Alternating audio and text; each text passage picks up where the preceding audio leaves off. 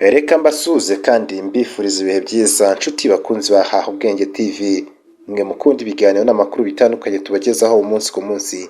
Nizere ko mumeze neza cyane kandi nimba utarakora subscribe, reka nkwibutse ko iki ari cyo gihe kugira ngo ujye ubona amakuru n'ibiganiro bitandukanye. Reka uyu munsi nkubwire ko Bamporiki atemeranya n'abavuga ko kwambara bikini mu marushanwa y'ubwiza byangiza umuco.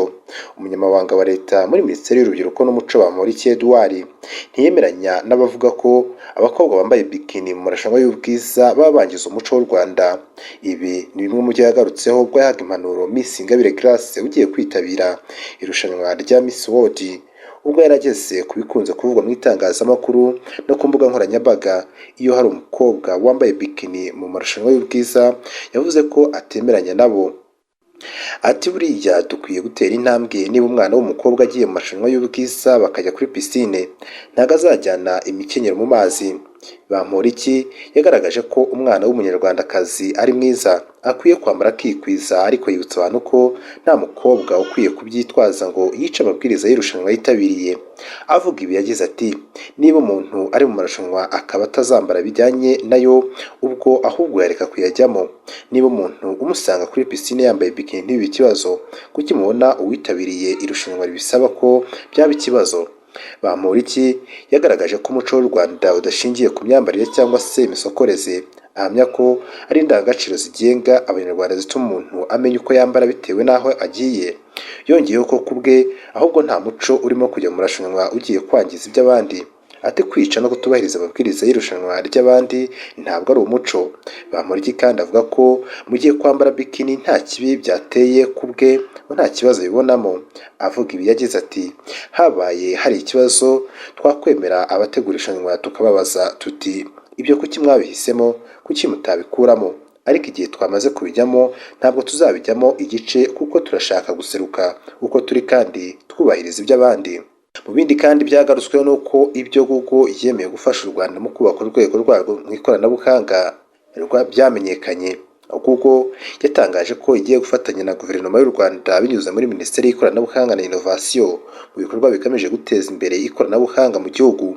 Ubufatanye hagati y'impande zombi bugamije gufasha u Rwanda kubaka ubukungu bushingiye ku ikoranabuhanga no guhanga udushya. Ingingo enye zizibandwaho muri iyo mikoranire harimo kugeza ibikoresho by'ikoranabuhanga hirya no hino mu gihugu, bikazageza n'aho Google ifasha u Rwanda mu gukomeza kubaka uburyo bwo kwishyurana hakoreshejwe ikoranabuhanga.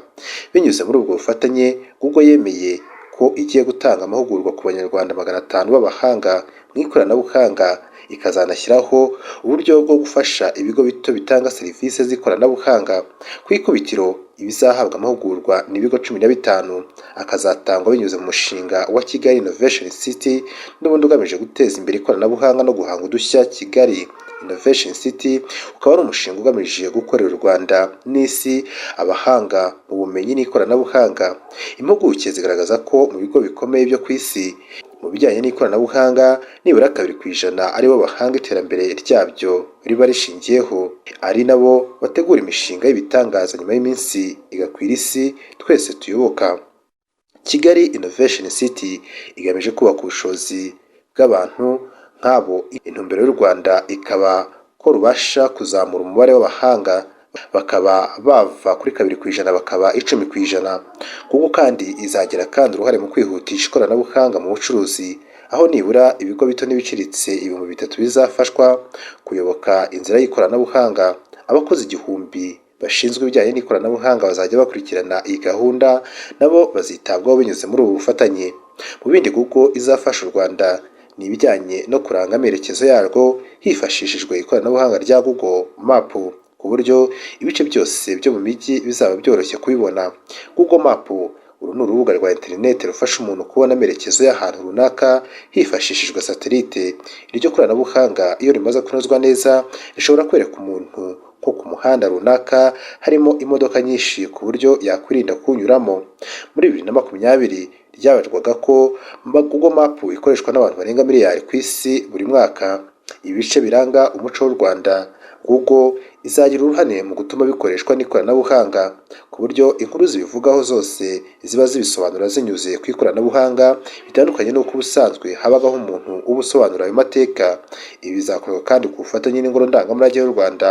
Umuyobozi ushinzwe ibikorwa bya Google mu karere ka Afurika y'Iburasirazuba Agnes Gataiya yatangaje ko iyo mikoranire n'u Rwanda ari intambwe ishimishije nyuma y'aho umuyobozi wa Google Sundar Pichai yiyemeje gufasha ibikorwa by'ikoranabuhanga muri Afurika. Avuga ibi yagize ati tuzagira uruhare mu kubaka u Rwanda rukoresha ikoranabuhanga. Minisitiri w'ikoranabuhanga na inovasiyo Ingabire Paula yavuze ko u Rwanda rwishimiye ubufatanye kuko buzarushaho gukomeza intego yarwo yo kubaka ubukungu bushingiye ku ikoranabuhanga. U Rwanda ni igihugu gikomeje kubaka ubukungu bushingiye ku ikoranabuhanga. Ubu interineti mu gihugu iri ku kigero cya 95% mu gihe abayikoresha bangana na 62%. Ku rundi ruhande ariko abaturarwanda bakoresha telefone bari muri miliyoni 10 mu ntangiriro za 2020, gusa miliyoni 1 ndetse n'ibihumbi 600 nibo bakoresha izigezweho, ari nayo mpamvu hashyizweho gahunda ya Connect Rwanda igamije kuzikwirakwiza mu gihugu. U Rwanda rwihaye intego ko muri 2024 urubyiruko rwose ruri hagati y'imyaka 16 na 34 ruzaba ruzi neza gukoresha ikoranabuhanga, mu gihe mu baturage bose abarikoresha kandi neza bazaba bangana 60%. Mu yandi makuru reka mbabwire ko abaturarwanda bagera kuri 548 bamaze kwicwa n'impanuka muri uyu mwaka. Polisi y'u Rwanda yatangaje ko gukaza umutekano wo mu muhanda bigamije kurengera ubuzima bw'abanyarwanda, cyane cyane mu kurwanya impanuka zimaze guhitana ubuzima bw'abantu 548 mu mezi 10 ashize. Umuyobozi w'ishami rya polisi rishinzwe umutekano wo mu muhanda ACP Gerard Mpayimana yavuze ko hakomeje gufatwa ingamba zituma impanuka zihitana abantu zigabanuka. Avuga ibi yagize ati mu mwaka wa 2019 twari dufite abantu bahasize ubuzima 739. Impamvu nahereye ku mwaka wa 2019 nuko uwa 2020 wajemo ibintu byinshi, hazamo guma mu rugo yatumaga abagenda mu muhanda batabasha kugenda, ugiye kugeranya wo wanakugora.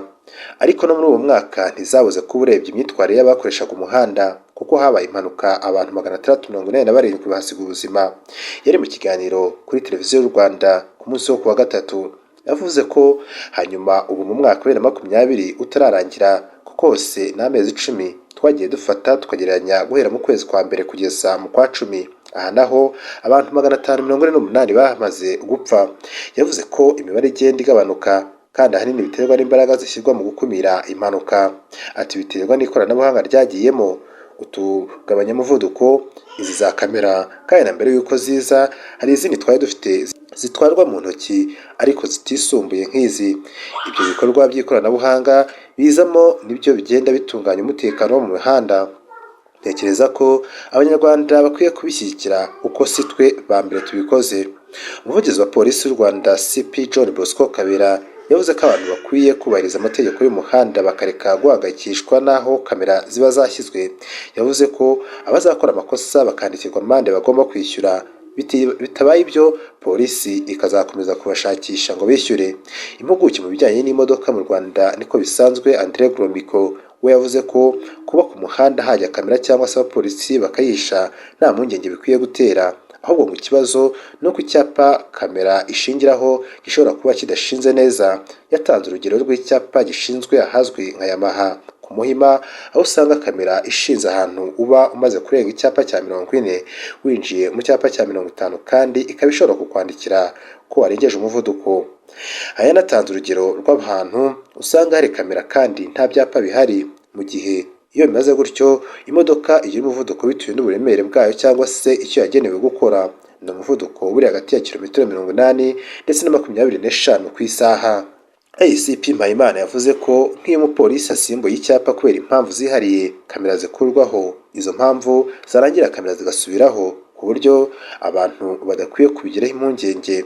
Umuyobozi mukuru w'ikigo gishinzwe iterambere ry'ubwikorezi mu Rwanda nk'urwego rushyira ibyapa ku mihanda Imena Munyampeta yavuze ko itegeko rigena imikoreshereze y'umuhanda ryo muri 2022 ririmo kuvugururwa, yijeje ko hari ingingo nyinshi zishobora kuzoroshywa mu mikoreshereze y'imihanda. Mu bindi kandi nuko umuturage yibwe ihene 7 baza kuzisanga mu rugo rw'uwazibye amaze kubaga amezi 6. Aha ni mu karere ka Rubavu.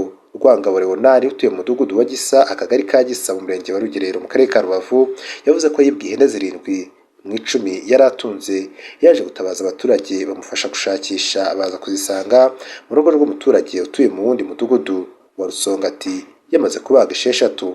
Rwangabo yabwiye ikinyamakuru Umuseke ko izi hene yazibwe mu masaha y'ijoro ryo kuwa gatatu rishyira kuwa kane mu gitondo cyo kuwa kane tariki ya 18 Ugushyingo 2021 nibwo yatabaje ko yibwe ihene 7 nijoro. Ako kanya bahise batangira gushakisha abaturage basanga izo hene zabagiwe mu mudugudu wa Rusongati mu rugo rw'umugore witwa Umuhoza Olive imyaka 21. Mu rugo zabagiwemo basanze harimo abagore 3, Uwamahoro Farida w'imyaka 25 atuye mu mudugudu wa Cyanika, Byamungu Saidati utuye mu mudugudu wa Gisa ndetse na Mudatera Media utuye mu mudugudu wa Cyanika. Abagore bose bakekwaho gufatanya kwibiza ihene no kuzibaga bajyaga kuri RIB station ya Rugerero. Rwangabo Leonard yabwiye Umuseke agira ati mu masaha y'ijoro nka saa 3 nibwo twagiye kuryama, mu gitondo nibwo twabyutse dusanga bazibye, twatangiye gushakisha dushaka uburyo twazibona, nyuma dusanga bazibaze. Uyu muturage yavuze ko basanze aho bazibagiye hari imitwe y'ihene 6 bikekwa ko imwe yari yamaze kugurishwa. Ati twazisanze mu rugo rw'umuturage w'umugore bazibaze ari kumwe n'abandi bantu 3. Rwangabo Leonard yavuze ko ubuyobozi bwabafashije gushaka abakekwaho gukora ubwo bujura ndetse ko bamaze gutabwa muri yombi. Yavuze kandi ko yifuza ko ubuyobozi bwamufasha akaba yashumbushwa kuko ihene zibwe zamufashaga kwiteza imbere. Yavuze ko mu ihene yari afite zigera ku 10 kugeza ubu hasigaye 3 gusa. Ikinyamakuru Umuseke cyagerageje kuvugana n'umunyamabanga nshingwabikorwa w'akagari ka Gisa Ntaganda Jean Marie Vianney kugira ngo abazwe niba hari igitekerezo cy'uko uyu muturage yashumbushwa, ariko ntiyigeze aboneka, ndetse n'ubuyobozi bw'umurenge wa Rugerero nibwo yigeze bwemera kuvugisha umunyamakuru. Amakuru avuga ko kugeza ubu abagera kuri 5 barimo abagabo 2 n'abagore 3 bamaze gutabwa muri yombi n'urwego rw'igihugu rw'ubugenzacyaha RIB station ya Rugerero mu rwego rwo gukora iperereza ngo hamenyekane uri inyuma y'ubwo bujura. Reka nkwibutse ko iyi ari Haha Ubwenge TV, wibutsa gukora subscribe, like, comment na share ku biganiro tubagezaho umunsi ku munsi.